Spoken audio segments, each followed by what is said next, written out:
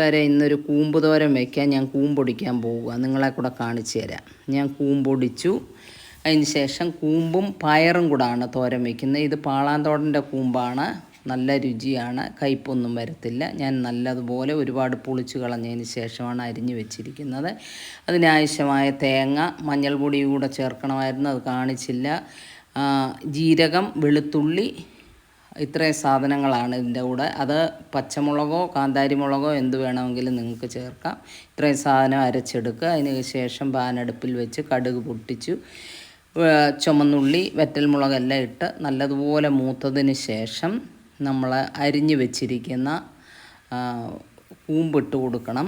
കൂമ്പും നല്ലതുപോലെ എണ്ണയിൽ കിടന്നൊന്ന് വഴണം. കാര്യം, ഒരു കാരണവശാലും ഇത് നമ്മൾ വെള്ളം ചേർത്തല്ല വയ്ക്കുന്നത്. അതുകൊണ്ട് ഒരു പകുതി വേവ് വരെയും ഇത് വഴറ്റിയതിന് ശേഷം മാത്രം അതിൻ്റെ കൂടെ ഞാൻ ഉപ്പ് ഇട്ട് കൊടുത്തു.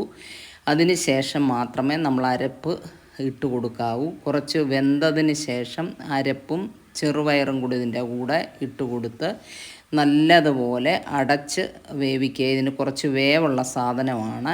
നല്ല ടേസ്റ്റിയാണ്, നല്ല ഹെൽത്തിയാണ്. അപ്പോൾ പയറും കൂമ്പും കൂടെ ചേരുമ്പോൾ നല്ല ടേസ്റ്റി ആയിട്ടുള്ള ഒരു നല്ല തോരനാണ് എനിക്കിവിടെ കിട്ടിയത്. നിങ്ങളൊന്ന് ട്രൈ ചെയ്ത് നോക്കുക. ഇഷ്ടപ്പെട്ടെങ്കിൽ ലൈക്ക് ചെയ്യുക, സബ്സ്ക്രൈബ് ചെയ്യുക. ഓക്കേ.